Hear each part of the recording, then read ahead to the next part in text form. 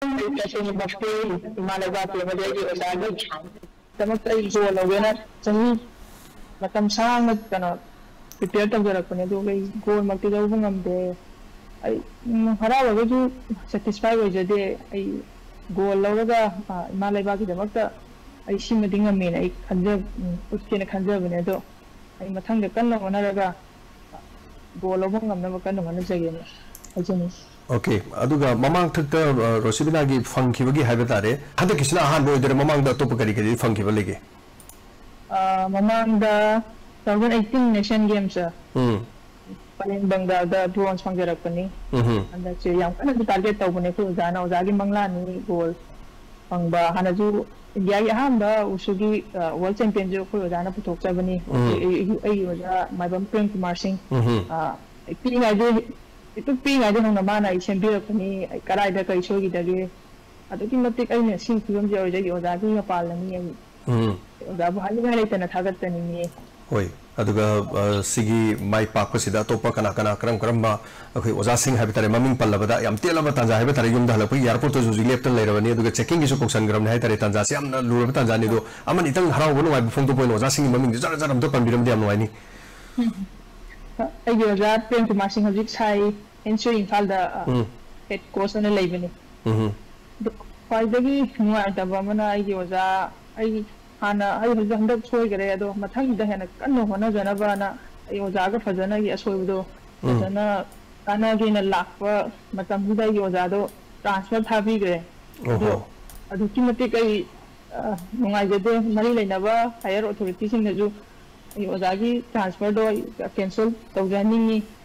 oja yaw ai kainta tawba ngamoy tawbe hono jana ai sembirakani aduga yang wajare ado haujiki oiriba phibam situation sida haibetare manipur gi situation sida isa da haitare sanaromo oina kari kari phobi mayam kari haibiningi medalogi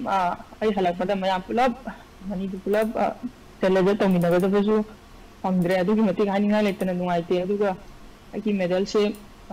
hojik narco terrorist ni landa aduna manipur pumba hojik ham thena awaba mayuk nari like tamdana legadaba sanadana legadaba satra du lan yaudana awaba mayuk nari aduga koigi damakta hojik lan thengnari ba aigi oja amadi himalaya ba kimyam jingdagi medal je credit tawni hoi adu aikoina tajabadadi koigi Rosibina si imung manung su nakidaba yamna kuire haiba pautazai adu Rosibina kayamuk yamna kuire kamai toge aije kano dagi le March dagi game tawjabane ka dagi yubda tatre game tawbada game tawre adaga kuire me dagi unjarakri hoji phawa diga hoi adubu classified di irang thudopudi adum kanodi leite yumda sopal irang sina haitare apan ba khopa sopadi leite habatai adu karihani ing tapna santi porukna bagi aroi boina matam cham chilabani haitare mayam da kalu pulum bhakta kari yai phaba aphaba khoigi Rosibina gi maikai di haitare kari aphaba santi porukna bagi kari paujel pibining manipur da ajithoi irang ji ki mari leba sarkar na central gi government na yen chanhani ni akan ba yam thuna akan ba solution purakna ba ai humble request tawjari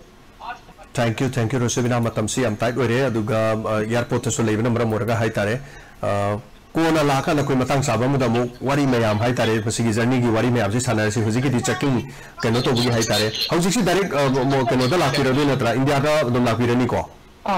okay thank you so much happy journey safe journey yamna soida ngabdana oina lakpiu haijege Rosibina thank you so much matam chilaba matam kai thupirga pibi bagi damag aduga imaleba kiming chakpu birak bagi damag isal busi hene yai phaba oiresulu hena sri hena mai papu oiresulu haibo from haijeri thank you so much Rosibina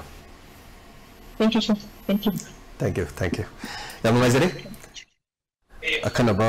makhak ekoi ngasi si tawjabani yamna akhanaba ada hojik ji masamak si airport to su leiriba aduga ngarang degi ekoi pausi